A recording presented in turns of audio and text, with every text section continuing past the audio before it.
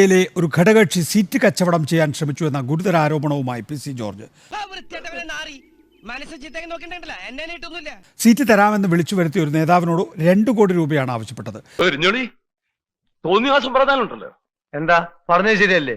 ചിക്കമംഗളൂർ മൈസൂരൊക്കെ പിന്നെ എസ്റ്റേറ്റ് എടുക്കാൻ എവിടെ പൈസ?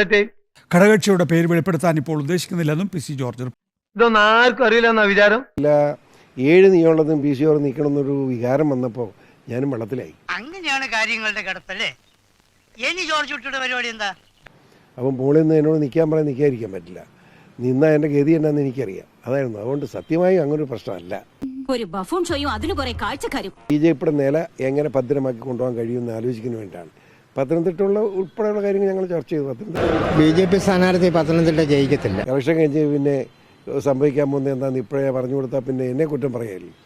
നീ ഇറങ്ങണം, പഴയ കണക്കുകളൊക്കെ തീർക്കണ്ടേ, അപ്പോഴേ എനിക്ക് ഈ കളിയിൽ ഹാരം കൂടൂ. ബി.ജെ.പി ചില ഘടകകക്ഷികൾക്ക് സീറ്റ് കൊടുത്തിട്ടുണ്ട്. അവിടെയെല്ലാം പ്രഖ്യാപനം വൈകുന്ന തരത്തിലേക്ക് പോവുക. പക്ഷെ അവിടെയെല്ലാം ഈ സീറ്റ് വിൽപ്പനയ്ക്ക് വെക്കുന്നു എന്ന ചില ആരോപണങ്ങൾ ഇതുമായി ബന്ധപ്പെട്ട് ഉയർന്നു കേൾക്കുന്നു. പിന്നെ നീ ഒരു കച്ചറയാണെന്ന് അവർക്ക് മനസ്സിലാകരുത്. നല്ല സ്റ്റാൻഡേർഡ് വേണം. പേടിക്കണ്ട ആശാനെ, ഇതിന് സ്റ്റാൻഡേർഡുള്ള അച്ഛനെ ആശാന്റെ മകന് ജന്മത്ത് കിടത്തില്ല. ഞാൻ ഒരു കാര്യം പറയാം, ബി.ജെ.പി സീറ്റ് കച്ചവടം ചെയ്യുന്നത് പറയരുത്. ബി.ജെ.പി ഒരിക്കലും വിൽപ്പനയൊന്നും നടത്തില്ല. ഈ ചാക്കുട്ടിയോട് തട്ടിപ്പ് പരിപാടിയൊന്നും വേണ്ട. പക്ഷേ ഘടകകക്ഷികൾ പറഞ്ഞ് ബി.ജെ.പിയിൽ നിന്ന് സീറ്റ് മേടിച്ചിട്ട് അത് കാശിന് വിറ്റ് കച്ചവടം ചെയ്യുന്ന മാന്യന്മാരുണ്ടെന്നുള്ള കാര്യം ഞാൻ നിഷേധിക്കുന്നില്ല. ഒളിച്ചു കയറ്റിയ ഞങ്ങൾ കണ്ടുപിടിക്കത്തില്ലെന്നാ വിചാരം. ഞങ്ങളെല്ലാം അറിയുന്നുണ്ട്. നീ എന്താടാ ഒരു മണി അർത്ഥം വെച്ച് സംസാരിക്കുന്നേ? കാരണം എനിക്കൊരു കേസ് അറിയാം. 2 കോടി രൂപ ചോദിച്ചു, സീറ്റ് കൊടുക്കണ്ടെന്ന് പറഞ്ഞു. അവന് നാണമില്ലേ? അത് സീറ്റ് തരാമെന്ന് പറഞ്ഞ് വിളിച്ചു വരുത്തിയിട്ട് സംസാരിച്ച് കഴിയുമ്പോൾ 2 കോടി രൂപ ആണെന്ന് പറഞ്ഞു. അവൻ നിസ്സാര തുകയിലേ വരുന്നുള്ളൂ. നമുക്കത് കൊടുത്ത് സെറ്റിൽ ചെയ്തോളൂ. ജീവനും കൊണ്ട് കാറൊക്കെ ഒരു സ്ഥലം വിട്ടു.